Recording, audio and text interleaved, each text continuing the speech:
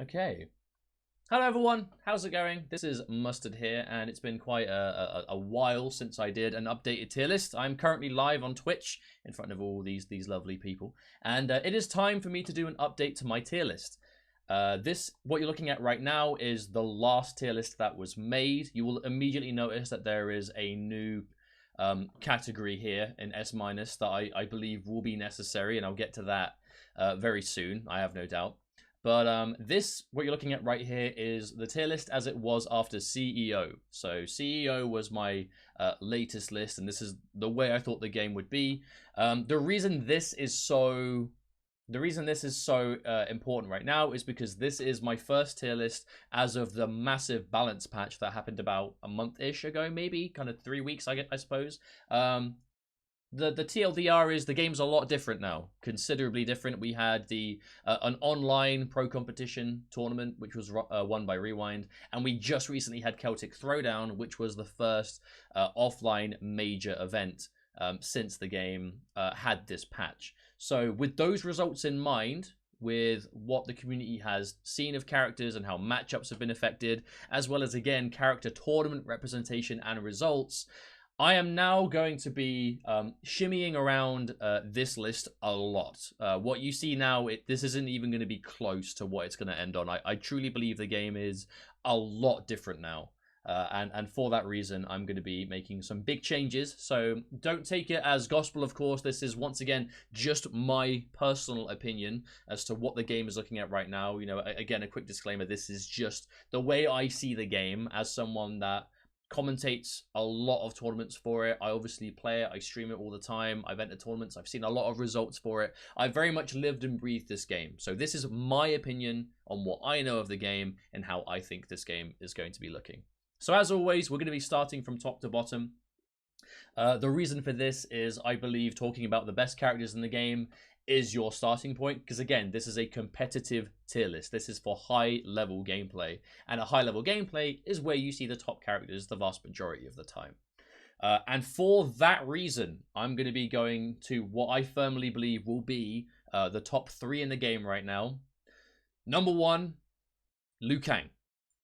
Liu Kang has absolutely just gone from a strong character to holy crap, this character is ridiculously good.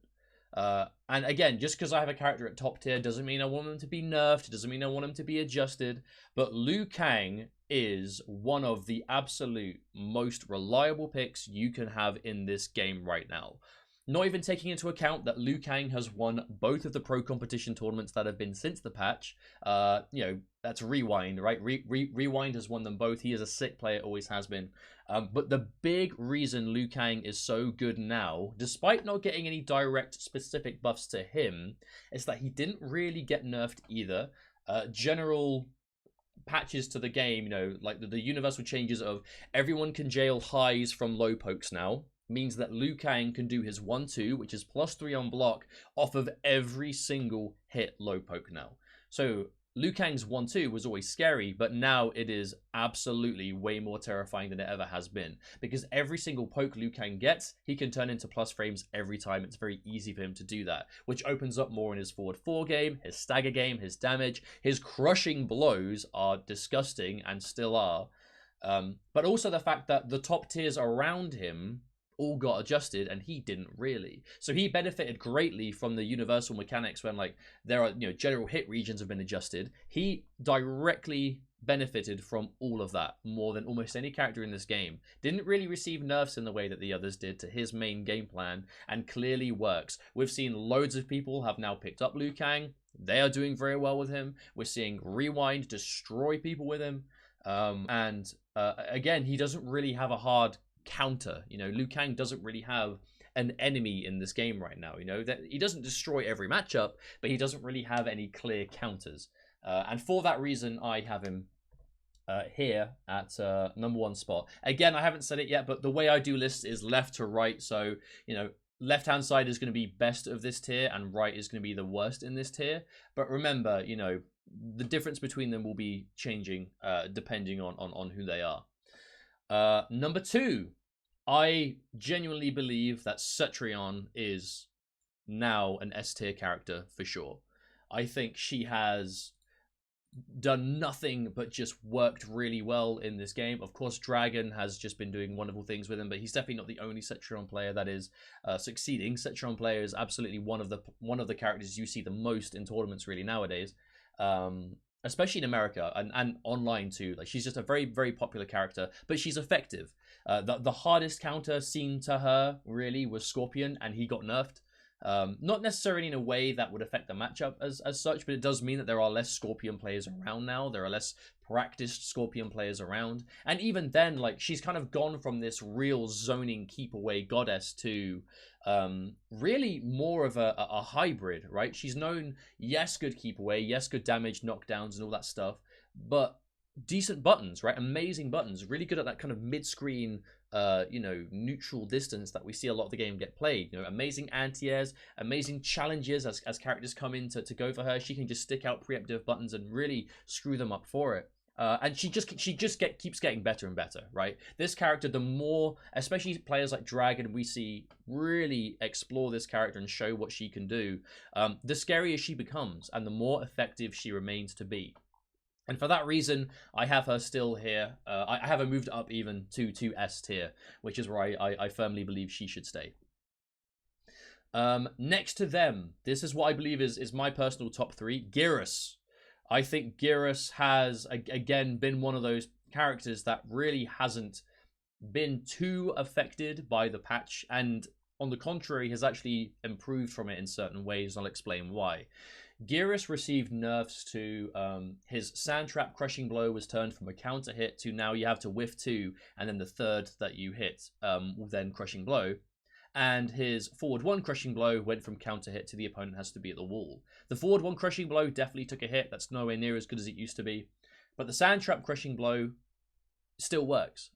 You can load it, you can whiff things on purpose, you can keep hold of it for massive unbreakable damage, you can use it to whiff punish things now. It's absolutely something that still works for him. It's just kind of like, I suppose, like the general cheapness of it has been taken down, because obviously you don't just be able to fling stuff out and get counter hits from full screen anymore.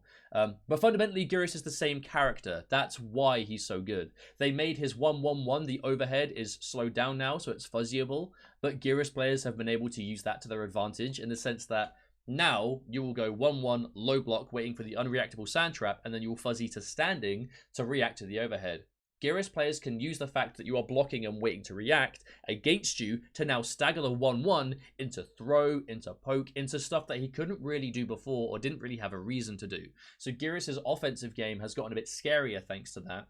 And also the real big elephant in the room, due to, again, the hitbox, the hit region changes to certain forms of hit stun. He can now do forward 2-1 temporal advantage, which is his universal stun, against every character in the game, which means that New Era gets a confirmable launcher against everyone in the game. It's very reliable, it works against everyone now. And Infinite Warden has even more reason to go for the new, well, I say the more recently discovered, I suppose I should say, charging gauntlet into the 3 levels, into temporal, which obviously doesn't use the charges of the gauntlet to get huge amounts of damage. Geras is very scary and has benefited more than he was nerfed in this patch, I feel. And he was already a top 5 character before, so I feel like he's definitely kind of moved up a little bit to that top 3 spot, in my opinion. Now, from here, things are going to get a bit unpredictable. You're going to see me move some characters around. Where I put them initially isn't where they might stay. As I get through this list, I will be likely to kind of shift things around as I feel this character's probably better than that, maybe they're not. But immediately, you'll notice I've got an S- tier now.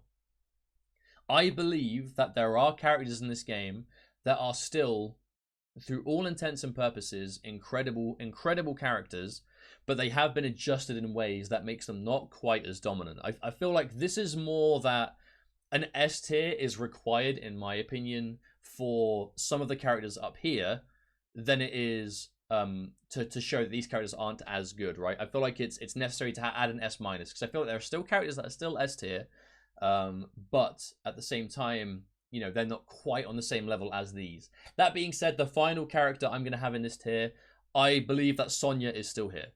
I truly think that Sonya is still a a crazy character. Obviously nerfed in a way that the air move, you know, the down back two, like the name of it escapes me, I'm afraid. But her pop up, you know, it was a hit confirmable pop up. Her launcher option, she'd be able to get massive damage off at mid screen and in the corner also. That no longer launches, it just does a lump of increased damage. But she's still Sonya. Her zoning, which is air control, thank you so much, Yuroki, I appreciate it. But she's still Sonya. Her zoning is untouched, which is primarily why she was so good in the first place. The zoning is what shuts down a huge amount of characters, and that is completely unchanged. She still has 50-50s. She still has corner just kill options off of you know, she's had some damage reductions off of combos using the dash cancel, but she still gets really good damage. She still has mix-up. She is still the same character. She just gets a little bit less damage overall. But she is fundamentally still playing the Sonya game. She is still really good. She still has that zoning. And her matchups haven't really changed that much, it seems. I'm going to be keeping an eye on Sonya as the rest of the North American events kind of happen through Pro Competition. I know Sonya is considerably more popular in America than she is in Europe. But that being said, I still firmly believe she is still in this S tier. You haven't missed the list. No, I've only just started it. Now, S-, I believe, is something worth going into now. I'm moving Jackie down into S-. I think Jackie... oh, no, hang on a minute. Yeah, I'm still getting through them. I believe Jackie is definitely still right up there. I think she is an incredible character. Her nerfs were... They did affect her game plan, but not in a way that her game plan doesn't work anymore. So she took quite a big damage nerf off of clinch options, off of grease kick options, and a big one is off of the clinch, going for the the knee ender that sends them flying away used to give her massive advantage. Now she doesn't get any advantage off that really. So it kind of takes her one more clinch a game to load the crushing blow. If she wants to keep her offense going, she has to forego the crushing blow loading to keep you close, with the elbows down to knock you over. But again, fundamentally she's still really good. Her game plan still works. She took a little bit of a damage nerf on her reversal throws, but it's still something that only she has, and it still works, still does a decent amount of damage. But I definitely don't see her being quite on the same level as these characters anymore, because she does kind of need that one extra really clean hit to get you to work. But a big problem that I think Jackie has had, again, we don't just take what the character is capable of into consideration here. A lot of Jackie players have just straight up left and abandoned Jackie for Liu Kang. They're both rushdown characters. They're both built around cancels and well, not cancels so much, but staggers and increased pressure. And Liu Kang kind of does that as well in a lot of the same situations. And that's actually one of the main reasons I've actually moved her down to S-, is all the Jackie players seem to have completely moved on for the most part. I know there are still a couple still playing, but I feel like that really has to be something that you consider here, considering the fact that Liu Kang didn't get nerfed really in any kind of real way, has directly buffed himself a lot of ways through the hit stun changes, and Jackie has definitely kind of moved down a little bit in terms of damage and how many times she has to hit you in a round to win, pretty much. But I still think she's really good. I definitely think Jackie is still a really solid character, and I'm looking forward to seeing the Jackie players keep with her and show. Also, the fact that next gen is now being used or got some love too, and I know there are some next gen players around that I'm looking forward to watching, and I hope to see them prove that this character is still really good. Cassie is another one that I'm moving down to S-. I'm going to put her above Jackie though, because Cassie did take that hit in terms of safety, right? The real change that Cassie got was her forward 4 took a slight nerf. It still works in a lot of the same ways it did before. But the big change to Cassie is she no longer has the safety of being able to just go for the up glow kick and then amplify it. Up glow kick into amplify was a true block string. You couldn't do anything about it, and it was safe. And she had the 9-frame mid, which she still has, but it has a little bit less recovery now. So she could be a really decent range to threaten with that mid again, but she could do it anywhere, right? It was a free corner escape. She could get out of the corner for free, well, for a bar spent, but I mean, that's pretty much for free in this game. And there wasn't really anything you can do to counterplay it. It also meant that she had a safe auto shimmy as one of the best auto shimmies in the game. Her standing 1-1-1 is still probably the best auto shimmy in the game by itself. But the thing that made it even scarier was you could literally just do it into the glow kick to, on hit, get a decent amount of damage, but more importantly, on block, get a ton of chip damage and be safe. And side switch if you were getting out of the corner. And not only that, you'd be left at a decent range to threaten with your mid after. Now there is a flawless blockable gap in between the up glow kick and the amplified bit where she comes down, so that's unsafe. And if you flawless block the glow kick straight up, she doesn't have the option to amplify it. Which means that was kind of her real main pressure tool, was this auto shimmy string. It was about turning that into, you know, catching people trying to constantly tech, using their ability to tech against them. You know, Yas Queen was using it to get decent hit confirms into the bubble, into more unbreakable damage, into advantage, into the option to knock you over if she wanted to. Digital Soldier was doing it to hit confirm into really decent damage with a gunshot and obviously sending you full screen. But now she lost that element of safety. Her game plan still works. You know, she still counters, you know, characters that she would counterpick. She pretty much still counterpicks. The auto shimmy wasn't really the reason they were bad matchups. It was usually kind of like the whiff punish ability, or the punish on block of the shoulder charge in variation 2, or the keep away and the kind of lameness that Digital Soldier had. All of that still works. So her utility in that regard is unchanged, but the safety being toned down means that you now have more counterplay if you do get, you know, some frame advantage on her, and if you read that she is going to go for the glow kick, you can kill her for it now. And 1-1-1 by itself is unsafe, and 1-1 doesn't really shimmy at all, you know, by itself if you use just the 2 buttons. And again, she has the Jackie problem where a lot of Cassie players have quickly, they got off the bus, right? They've already dropped her. They've already moved on. There are still some that have stuck with her, and there are some people that still have her in the pocket to counter pick certain things, like we saw from Dizzy TT at Celtic Throwdown. We saw him counter pick pretty much every Cabal in his path with Digital Soldier, because that matchup is literally unchanged. But she has definitely taken a knock to the point that we don't see anywhere near as many people play her, and you know, she's not quite as universally applicable as she was before. That is now a real downside to the character that is hard for the Cassie player to play around. But the matchups that she won are still good for just that exact same reason. Erron Black, I'm also going to be moving down to S-. Erron Black was initially seen to be a real nerfed character, right? Like, this character has been, I remember seeing the word like destroyed, right? This character has been destroyed, because I kind of understand that knee-jerk reaction. He took a considerable amount of nerfs, probably the most nerfed character in the game.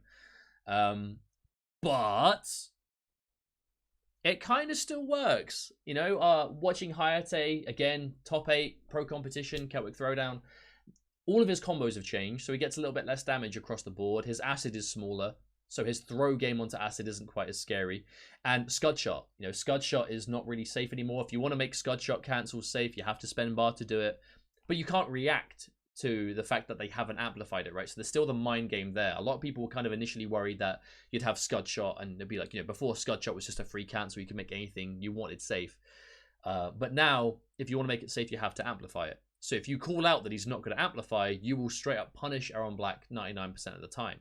But if you try and punish and he amplifies, you get shot, you get sent away. So he can still play around that mix-up, right? It's still something that Erron Black players have something they can do about it, but they have to come off the resources now to make it safe. It's not free like it was before. Also hurt by the fact that some Erron Black players have unfortunately jumped ship. But I feel like the most notable ones kind of haven't. Obviously, here in the UK, Derpy's been playing Erron still. You know, Scare Tactics has been playing him still, which is cool from a UK local standpoint. And I'm sure those of you have, you know, Erron players around that have been doing well still. But the big elephant in the room for me is Hayate. Hayate initially was like, I need a new character. He isn't going to work.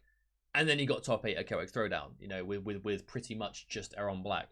So proving that the character still works against people that definitely know the matchup, you know, definitely still make it work. So definitely still has his place. Again, I kind of feel like he's not quite in the same realm as these top characters here. So S- is where he's going to stay for me, in my opinion. But that's where I'm going to put him for now. Now we're going to go into A+ and below. Barking Irons, we haven't really seen any. Sorry, before I move on, I'm just answering a question in chat. Barking Irons, we haven't really seen used in competitive, so it's kind of hard to really factor it in, because I don't know if even the Erron players are comfortable enough to move on to it yet and see if it has, you know, some applications to other matchups. I know there are some matchups that Erron Black does, you know, potentially have some issues with. I've heard Cabal is kind of rough. I've heard Geras is kind of rough. But until we see Barking Irons, I'm going to kind of reserve my judgment a little bit. Now we go down to A+. I kind of feel like Scorpion definitely isn't going to be up here anymore. Scorpion's nerf of the teleport, I definitely don't think has made him a bad character, but he's definitely, I feel like, kind of like around the middle of the game now. So initially, I'm going to move him down to kind of like, you know, the bottom-ish bit of A tier.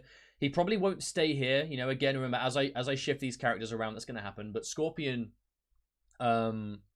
he suffered the most of any character in the game. Of all the Scorpion players, dropped Scorpion. Despite being the fan favorite, you know, of the franchise and being super popular, even the online players have stopped playing him in favor of Liu Kang. It's kind of weird seeing that the only change made, and again, like, I kind of feel a certain way about Scorpion in the sense that he still works the same way. You know, he still is Scorpion. The only way that the teleport nerf, and again, you know, just to explain, teleport, the normal teleport is now a high, not a mid, so it's not going to effortlessly close out games the way it did before. It hasn't going to have quite the same level of ability to, you know, just be used in the neutral and catch people out. If you have low profiling anti-airs, he can't fake out jump-ins on you for free anymore like he could before. But everything else still works fine. However, he's definitely not working out in the same way in tournaments because a lot of the Scorpion players just don't bother with him anymore, unfortunately. Again, due to there being more attractive options, I suppose. But for that reason, I'm going to put him down to A for now. Exactly where he's going to stay here, we will decide as we go through. But A+, Baraka, I'm keeping Baraka here. I think Baraka is still a really strong character that belongs in this tier. He is an upper mid character at worst, and has never been anything worse than that. Baraka received 0 changes in the patch, jails easier than he did before, and he never really struggled with it in the first place, but he jails even easier than he did before. He still has a massive amount of damage, some of the highest practical damage in the game because of that, and real practical crushing blows, you know, practical, one of the better fatal blows in the game.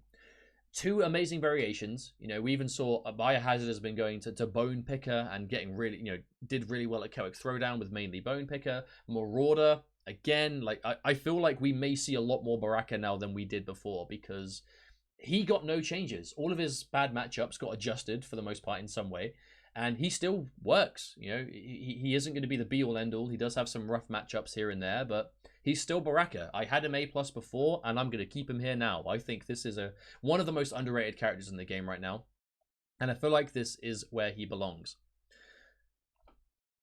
Cabal, I will talk about Cabal after, because I'm not sure where I'm going to put him yet.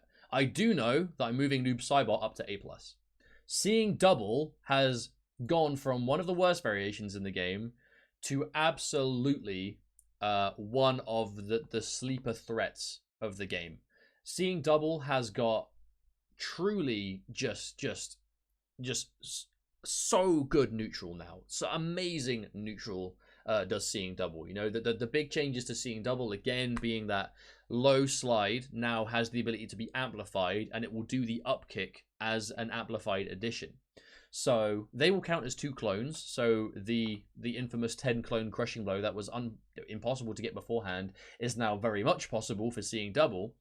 The projectile by itself does 160 damage. So you're looking at 16% for just a projectile, a low projectile that is super fast, makes everything safe on block for the most part, and adds 2 clones towards a very scary crushing blow. It makes his mid safe. It gives him safe options. He can cancel pokes into it. He can get very good damage mid-screen using it into full screen presence. Ghost Ball got better, so if you do land a Ghost Ball, the meter drain that it has, that is the whole point of using it, is actually threatening now, whereas before it didn't really do anything. And obviously in the corner, he gets access to like 4-5 clone combos, and they do really good damage too. Combined with the fact that he has the crushing blow throws, still, Seeing Double Noob Saibot has gone very quickly to a character that will be able to absolutely shit through life bars. Like, so fast if he has those crushing blows ready to go. Dark Sabbath as well still has its place. You still have the massive practical damage of Dark Sabbath. So if you find that you don't really need to keep away or you can't really use it, you have the option for a big damage variation too. Excuse me for a moment of hydration. I feel like that really works out for him. And Noob Saibot was already quite a popular character competitively before, and now has even more reason to be picked. So for that reason, Noob Saibot is going to be here. Now, here's something that some of you may have seen coming, but D'Vorah. I feel like from what we know about D'Vorah, I'm going to put her up here in A+. I'm tempted to put her right at the top of A+, but I don't think we have enough to go on yet. I definitely feel like D'Vorah has gotten way better in this game now. I definitely think I definitely want to put her above Noob Saibot. The reason being, I definitely felt like D'Vorah was a lot better anyway, thanks to Arachnophobia. And due to Arachnophobia alone, I was going to put her up a lot higher. However, watching Sonic Fox's Buzzed at Celtic Throwdown against players that I know he's been grinding with, Dragon, he's been grinding with Rewind, just explode with this character, right? Like, we know Sonic Fox has been labbing really hard with Buzzed. You know, we know he played her pre-day one patch. We know he's played her, you know, he believed she was good before she got buffed, despite the massive drawbacks she has. So the fact that she has those buffs now, I feel like really shows that Buzz still has its place for just the snowball, the momentum, and the fact that that's like universal. When that's working, like, I didn't see him play against a single character that Buzz didn't do Buzzed against. You know what I mean? And I know that there were definite elements to certain players being caught off guard. You know, they're not punishing everything that can be punished.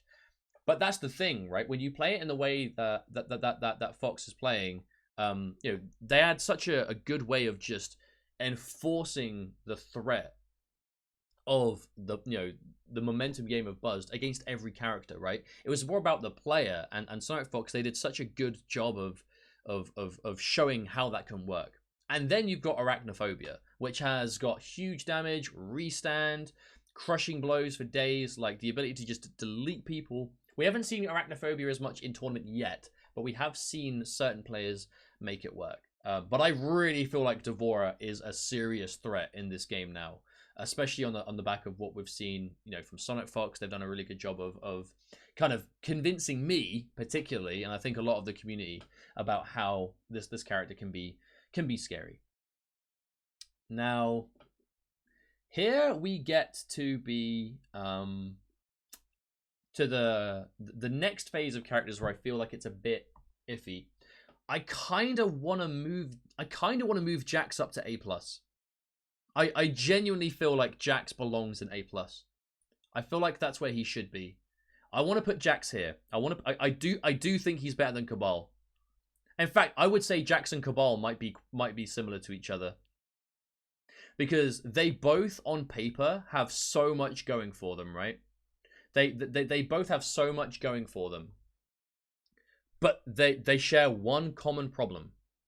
Both Jax and Cabal have straight up counter picks, and they are counter picks that counter pick for not even reasons that are that difficult.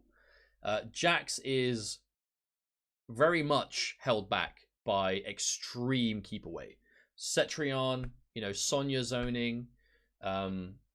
It's very hard for Jax to get, because he is the most snowball heavy character in the game. Jax goes from round 1 fight, 12% punishes, no heat.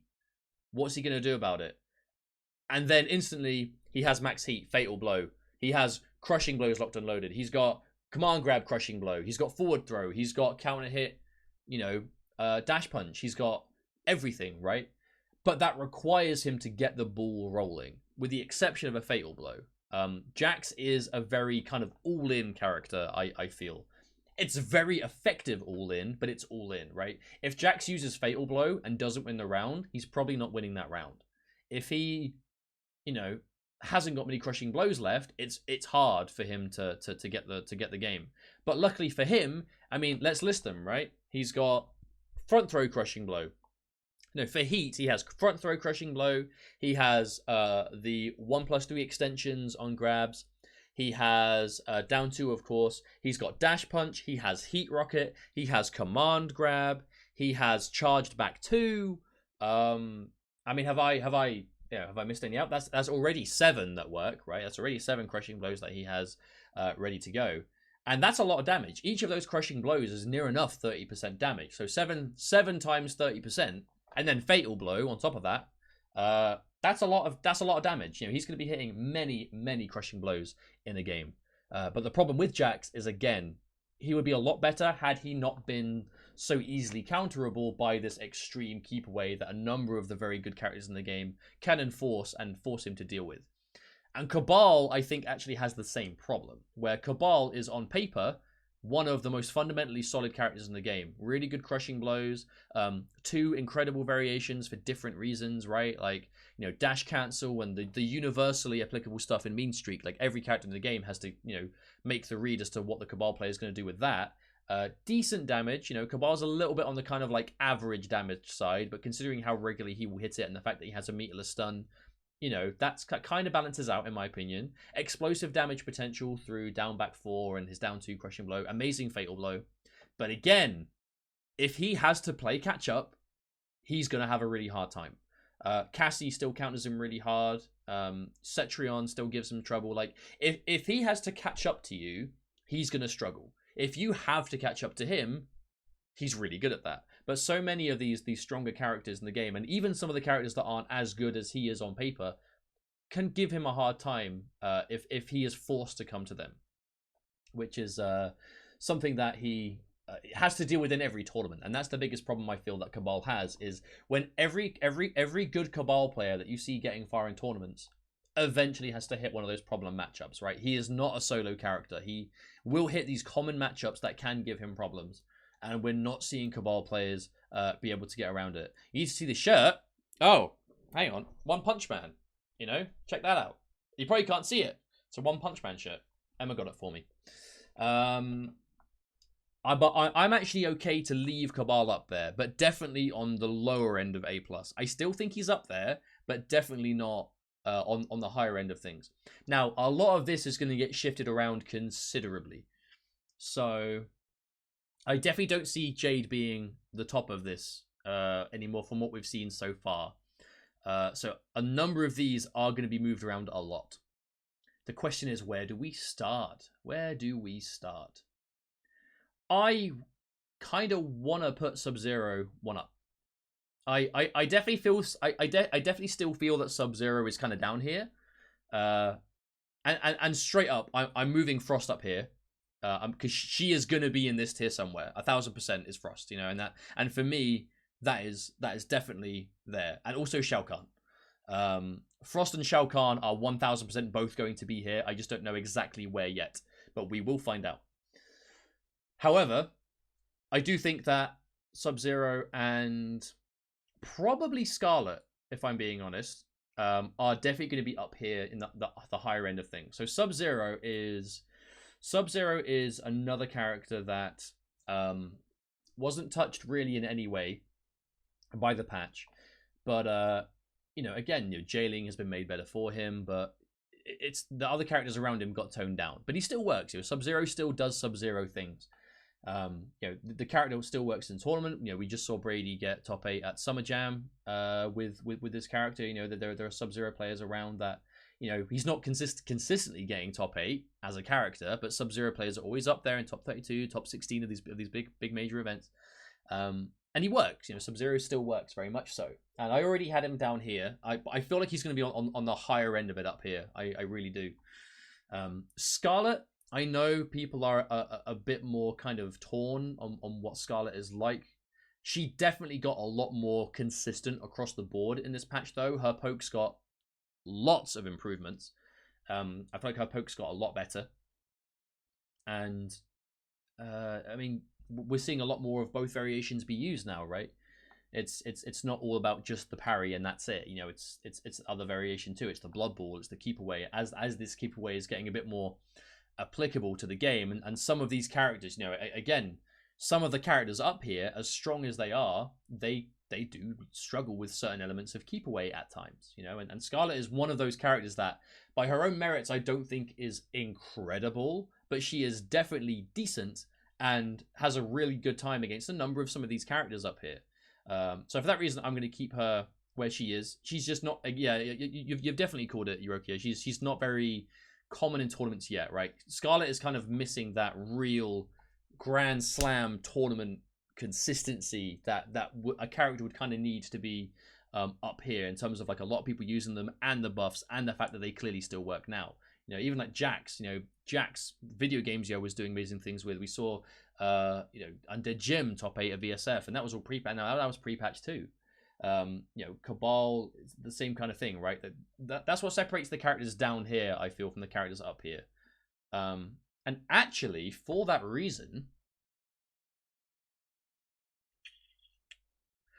I wonder if we should put Kung Lao to the bottom of A+. I feel like Kung Lao should be at the bottom of A+. I kind of feel like Kung Lao and Sub-Zero are the same. I wouldn't want to move one of them without the other. I think this is a safer bet. I think this is safer. I think putting him right at the top of A is correct. Because Kung Lao definitely works better with Lotus Fist than he did before. We have to remember Lotus Fist definitely got a strong buff, and the orbiting hat got a lot better. You have way more time to hit confirm orbiting hat on hit. On block, it's way better than it was before. If you can confirm into it, you get huge damage now. Huge damage off of orbiting hat into forward 4. And hat trick still works, you know. And we're seeing Kung Lao players. You know, we saw Derpy defeat Gur. We've seen Foxy still do things with Kung Lao. You know, Boki has been doing well with Kung Lao. And we're seeing, you know, some pocket Laos here and there. You know, Tekken Master whipped out a pocket Lao. I know Scar's been playing a lot of Lao, but I don't think we've seen him use it in tournament just yet. Hopefully we get the chance to see more of that soon. But he works. It's just, again, he kind of lives and dies by his game plan. That's the biggest problem with Kung Lao. And he is definitely countered by some of the stronger characters up here in the game. And that's a big problem for Kung Lao. But I definitely wouldn't want to put him any worse than absolute top of A. I think this would be really, really good for him. But I'm okay with this so far. Jade, I wouldn't have a problem with here. I feel like Johnny Cage is... So Johnny Cage is way better at what he was good at before, but still has the same downsides. For that reason, I would want to move him up a little bit, just a little bit. Not by much, really. But I really feel that Johnny Cage is better. But the question is he really that much better in the grand scheme of things? Because Johnny Cage is not a hugely popular tournament character, but he's definitely been improved, right? A lot of his whiffing issues have been fixed. You know, not all of them. I know you Johnny mains out there are already saying, he hasn't talked about the force pulls yet. When is he going to talk about the fucking force pulls? I'm going to talk about the fucking force pulls. They still whiff on females. But he now has more to play around the fact, given that his pokes all get way better on hit than they were before. He can turn every single poke into +6 with no gap with 1, 2, 4. He's put at a decent range that he can threaten options afterwards, his whiff punishment. Obviously, the elephant in the room, again, showstopper. Way better now. Way better. The camera hits off of the best buttons. The Shade's crushing blow is like one of the best comeback mechanics. Johnny Cage just has that X factor now, right? Like Johnny Cage being in Fatal Blow and Showstopper is like Red Johnny all over again. You know, it's very practical for him to make comebacks with Showstopper now. You know, it's expensive for him. It costs Fatal Blow cancel. It costs Crushing Blow of Glasses. Or the Shades, I should say. But it's definitely better. The thing is, we haven't seen that translate to tournament yet. And I don't want to move him too much until we see the tournament results change accordingly. And we haven't seen that from Johnny Cage yet. I would love to put him up to A+ eventually. Who knows, depending on what happens. But we haven't seen the Johnny players do it yet. And until they do, I wouldn't want to move him. I feel like this is where Johnny deserves to be at the moment. He's still very much not a bad character by any means. But against...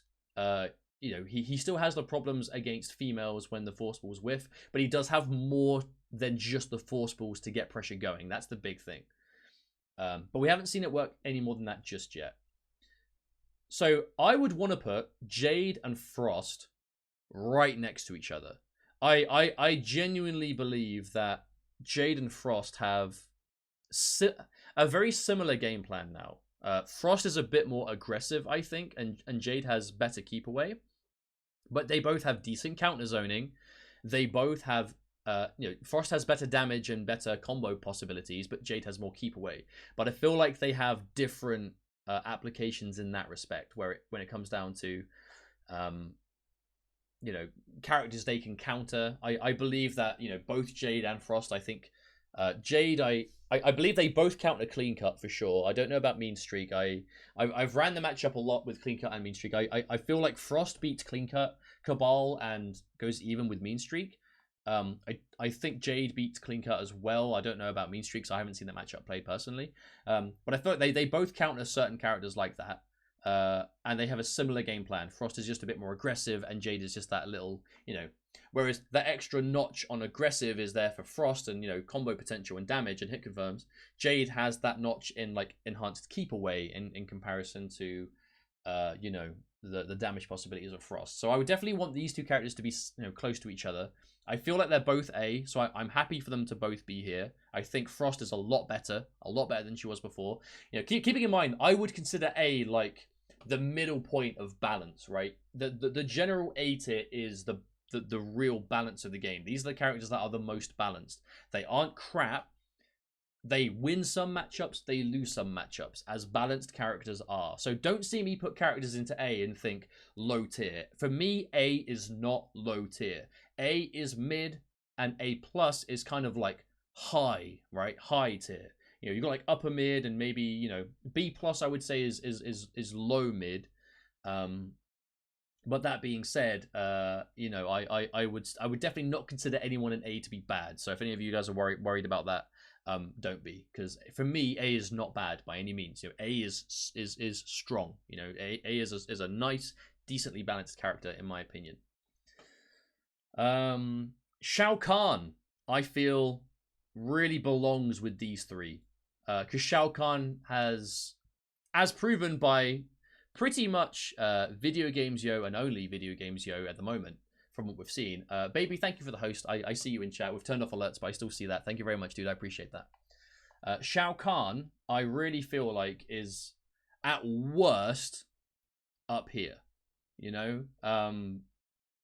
Shao was definitely on the lower end of things beforehand, but he got some serious quality of life changes that I firmly believe have helped him massively, through the crushing blows being, giving more consistent combos, the general, usage of his strings, recovery here and there has been turned and has been changed around. Standing 1 went to +4 from +3. This character works, he's a solid pick. He doesn't really hard counter anyone, but he holds his own against the vast majority of the characters in the game. He has intense damage possibilities, really good wake-up attacks, really good flawless block games, plus frames that are usable for him. He's just solid, Again, countered by specific characters. Cetrion's a bit rough for him. Intense keep away can give him problems, but again, he's got the shoulder charge who makes a hard read. Like, Video Games Yo thinks that Cetrion beats him 7-3. I was talking to him at Celtic Throwdown, and that's what he said. But when he played Dragon in winners bracket, it was 2-0 to Dragon, but it was 2 really close games. Like, the way he played it with a guy with that much matchup knowledge on the character, and Dragon as well knew the matchup very well. He didn't let him press after the sweep despite being -2. He was always enforcing the respect of the frame advantage. He was not going for too much keep away. He was not leaving himself open for shoulder charges. They both knew that matchup 1000%, and they were playing it really well. And I feel like Video Games Yo could have taken it, had it not been for a couple of errors here and there. But overall, you know, there is one person really doing this with him. But we saw Shao Kahn get to top 8 of a pro competition event, you know, major event.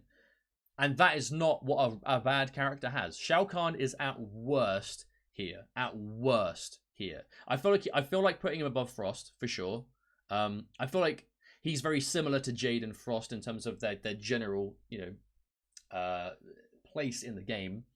But that being said, we've not seen as much regular stuff from Shao Kahn. So I can definitely see him moving up. If Video Games Yo had the chance to compete more often around more tournaments, you know, around Europe and maybe get to America, you know, I would love to see him keep this going with Shao Kahn. You know, if he can find a secondary that deals well with the characters that beat Shao Kahn, I can see Video Games Yo being a top 8 contender consistently. He is such a momentum based player that has just so much just rolling as he goes from tournament to tournament and he gets more and more experience.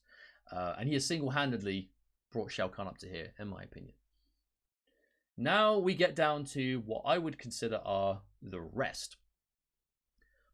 So Katana, Highborn has had some changes. Changes we haven't really seen do anything. So I'm going to move Katana down to B+. Highborn, from what we've seen of Katana,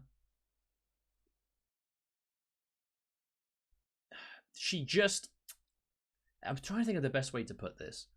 She was probably a like a low tier character before, right? I had her at the lower end of A before. I feel like fanfare hasn't really changed at all, whereas everyone else has gotten better around her.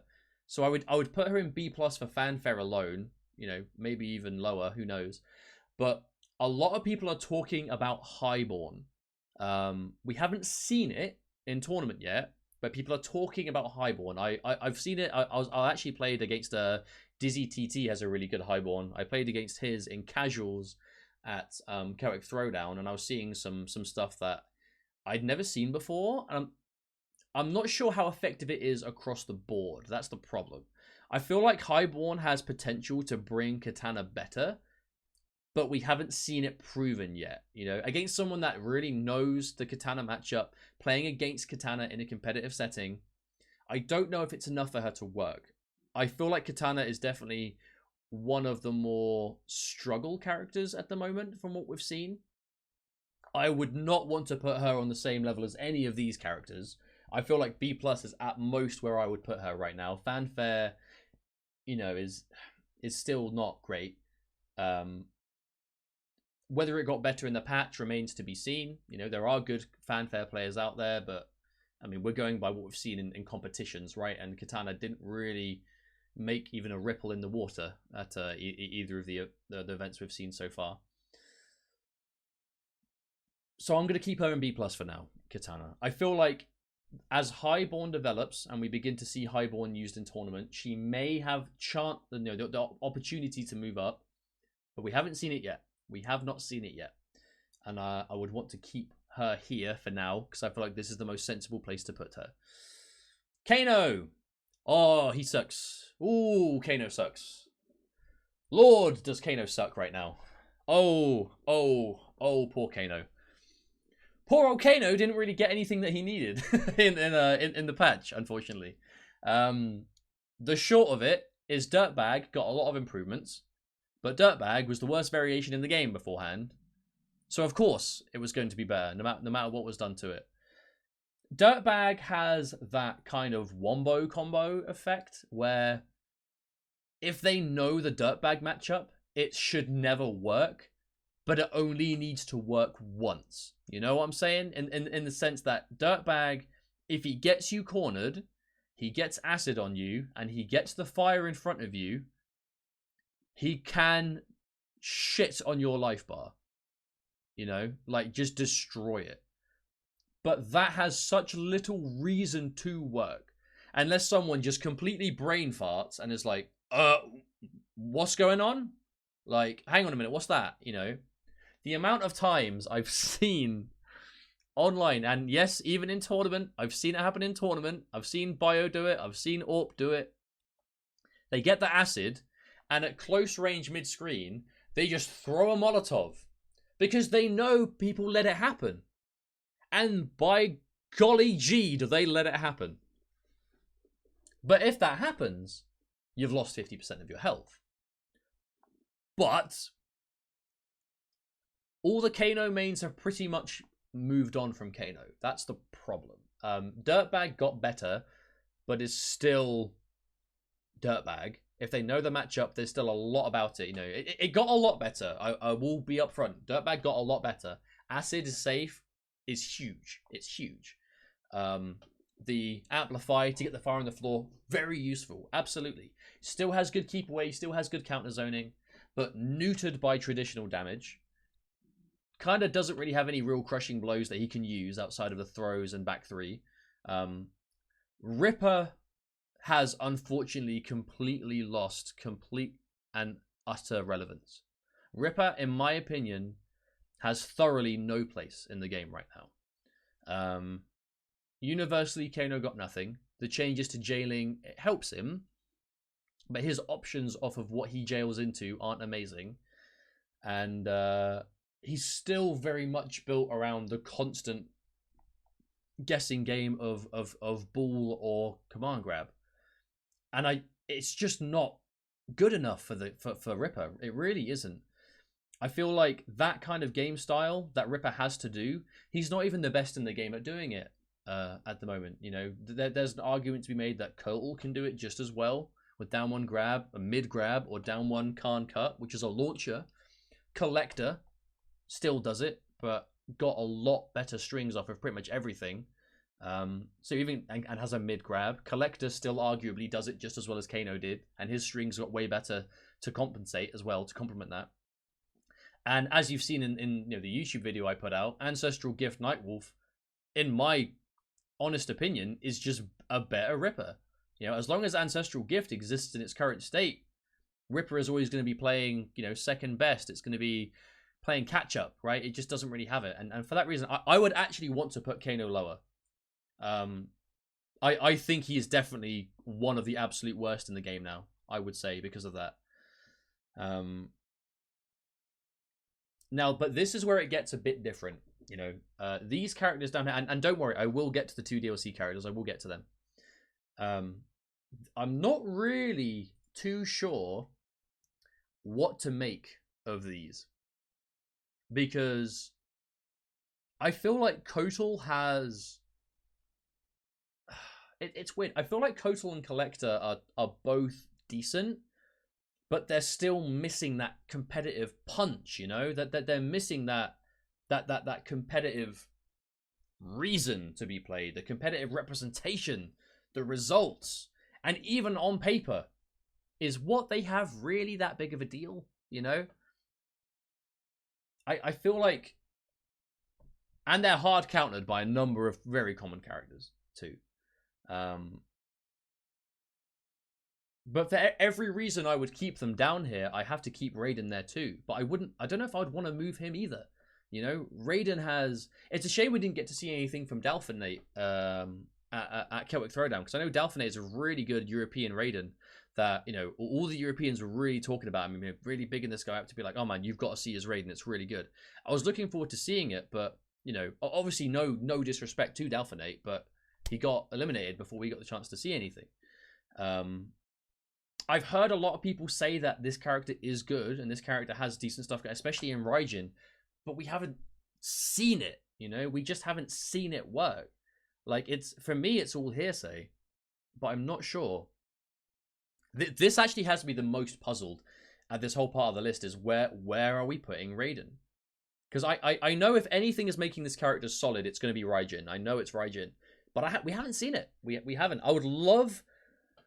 I feel like, again, the sensible thing to do is to kind of keep him here. I firmly believe that this is pretty much near enough the way it should be down here. I'm definitely thinking this is your bottom 5. I feel like down here, the order in which I'm putting characters doesn't really matter as much. Like, if you're bottom 5, you're bottom 5. Worst in the game doesn't really have a specific thing behind it, in my opinion. I think they're kind of they're just not really worth it. But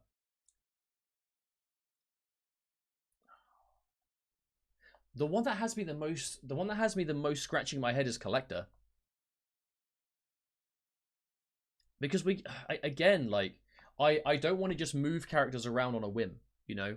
He got a lot of buffs. Like, make no mistake, Collector got an essay of buffs, and like, it was mainly quality of life adjustments, but now obviously he has the meterless launcher, which both variations have now. He's got better damage across the board if he wants it. But I don't know. We did see Mr. Miski at Celtic Throwdown get to losers finals of his pools, getting double eliminated by Boki, but I mean, he got punished for doing everything, right? Like, buttons on block, anything. Like, the specials were destroyed, but I feel like that was a bit of inexperience from Miski. I wouldn't want to base his placement based on that alone. But that's the thing, you know, no one plays him in pro, they don't play him right. No one has come forward to show us what the right way is. That's what I'm saying, you know. You guys know I'm not one to just throw a character in like, oh damn, Kotal got way better on paper. He can do X, Y, Z. Bam, he's A+. You know, like, I'm not gonna do that. That's not the way I make lists. He still isn't being played. Yolanda Foy, please do. Like, that's what we need. We need people that main these seem to be bottom tier characters and show us why we're wrong. You need to show us why the whole community is wrong about these characters, right? You have to prove it, you know? So I have something to talk about. I would like nothing more than to be able to say, we all thought, you know what, pretty much what's happened with Devora, you know? I would love nothing more than to be able to say, you know, the way we say Devora got all these buffs, Arachnophobia was looking really good, and then Sonic Fox got second place at Celtic Throwdown with a Buzz Devora, that the likes of which no one has ever seen. I would love to say that exact same thing about Collector, about Shao Kahn, about Highborn Katana, about Raijin Raiden, but I can't because it hasn't happened, you know, and that's just, it's just not right for me to do that, you know. That's what I'm saying, and for that reason, I am going to keep down here the way. I am going to put Raiden above Katana, though. I think Raiden is better than Katana. I think Raiden has the more possibility to be better. I feel I'm still a bit undecided on Scorpion. I know he's here. I would want to move him a bit up, but I definitely don't think either of these two characters are bottom of this. I don't think any of these are. I would say there's a big divide between these. In fact, that might make more sense, actually. That might make more sense. How about if I do this? I think B+ might be necessary still.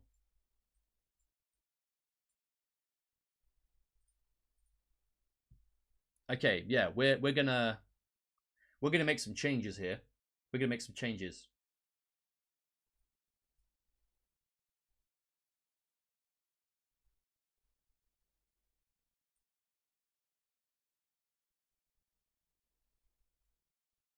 I feel like,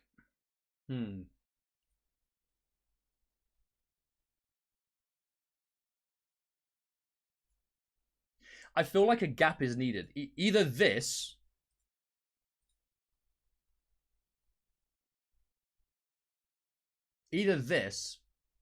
because I feel like there is this divide.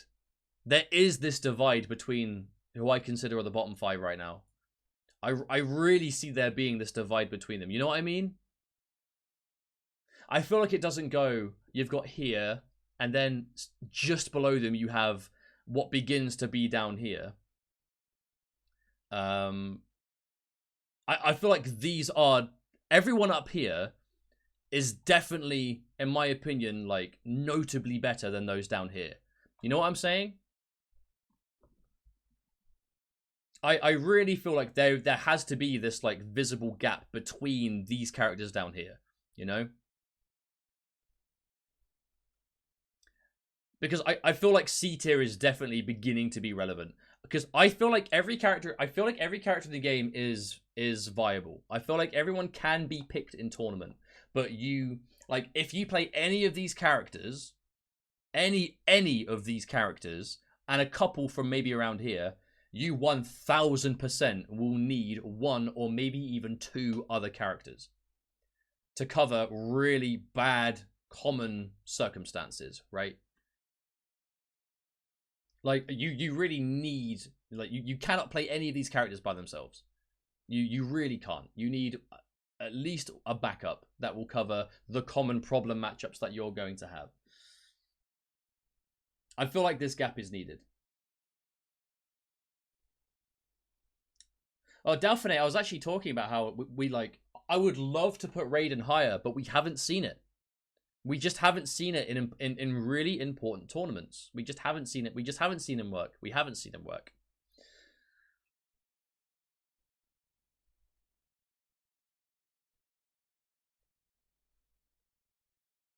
I feel like it's quite ugly having this gap. I feel like if I just get rid of this and whenever I talk about the tier list, just have like just explain that there is quite a divide between A and B, because that's where it gets quite. Yeah, I'm not happy having this empty gap. I'm gonna get rid of that. Delete row. There we go. Yeah, that looks better. That looks much better. So for those, I'm okay to keep that. Now let's talk about DLC. Let's talk about DLC. I have Shang Tsung at A+. Absolutely. Absolutely. Shang Tsung is still Shang Tsung. He is absolutely still Shang Tsung. He has a really good track record against really good characters in the game. You know, he wins some, he loses some. You know, he's definitely one of the characters that is strong. You know, he counters a number of strong characters due to his intensive keep away. His game plan is unchanged. The only thing the patch really changed was he took quite a damage nerf. You know, like most of his combos pretty much have taken quite a big hit. Ground eruption does less, which means that your hit confirms into ground eruption will do less. Your conversions will do less. Your full screen, you know, catching people with wayward sparks, punishing things with sparks, it all does less damage. But he's still Shang Tsung. He is 1000% still Shang Tsung. And still does really well. Now, where is he in A+ specifically? Honestly, I feel like I would actually put him here. I feel like he's still better than these characters. I would gladly put Shang Tsung here. I think this is good for him. I think this makes sense. It actually might be above Devora. I don't know if I could happily put Devora above him. I feel like he's above Devora. Because I actually think he and Nightwolf could potentially be very similar to each other. Although, you know how it is. Nightwolf isn't tournament legal yet, so I won't be placing him officially. I'll place him where I would hypothetically put him. I actually feel like Shang is still really good. I honestly think Shang is still really strong. I would definitely put him above Devora. If we see more Devora and we see a lot of consistency of just destroying people, I would definitely. In fact, is he? Should I actually put him above Baraka? Because now Shang is here, it's mixing this up a little bit. I would actually. I'm going to do that. I would definitely put him above Baraka, 100%, 100%. Yeah, that looks much better to me. That looks much better. So right, as it stands right now, this is my tournament tier list. As of right now, we have to remember that right now, Nightwolf is not tournament legal yet. So for the sake of tournament tier lists, this is what it's going to look like. Hypothetically, based on what we've seen of Nightwolf,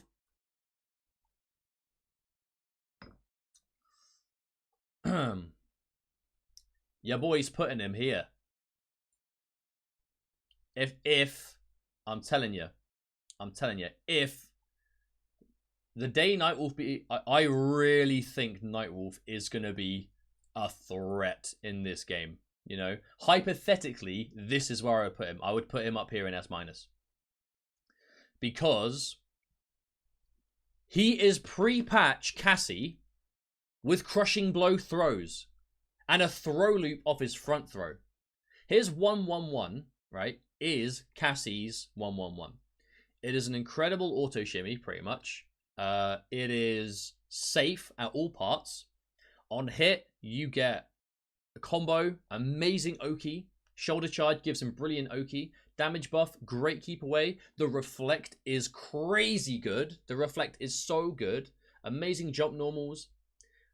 He has a bad anti-air, right? His anti-air game is not great, but his positioning and movement means that he can try and avoid optimal anti-air distance easier than a lot of characters.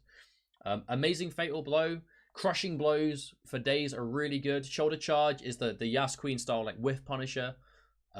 Really scary. Really scary. The second he is legal and we're seeing Foxy play Nightwolf, we're seeing Video Games Yo play Nightwolf. I've even seen you know, Sonic Fox, they've been playing Nightwolf and has the capability to be very scary with the character. I really think Nightwolf could be this. Now he's viable. Okay, now Nightwolf's going to do some damage. And of course Big D, I can't wait to see Big D play Nightwolf as well. But that's where I would put Nightwolf hypothetically, if I wasn't basing it off of tournament stuff. That's where I can see him being for sure. But that's pretty much it for now, guys and girls and whoever, all the in between that may be watching. Thank you very much for tuning in. This has been my opinions and thoughts on how the game is looking right now, and how we're looking at the moment. Now we've seen the balance patch. Now we've seen some tournaments take place, and we know, you know, what some of the results have been. Make no mistake, there's still plenty of tournaments coming up for the possibility to shake things up somewhat. We have DreamHack this weekend, which is a pro competition event in Canada. And we have ECT coming up in about a month and a half's time. And obviously we have the Intercontinental in Europe and whatever else may be happening. But for now, this is where I see the game. This is where I see things. Again, this is not a definitive be-all, end-all tier list. This is my opinion based on what I've seen. But I'd like to feel like this has, you know, shown the way I see the game. And I hope some of you guys as well. I really hope that you enjoy this video and the general explanations. But for the sake of YouTube, this is where the video is going to end. If you guys want to discuss more in depth, feel free to drop a comment and I will continue to chat with you all down there. But for the YouTube guys, thanks very much. I'll see you guys later.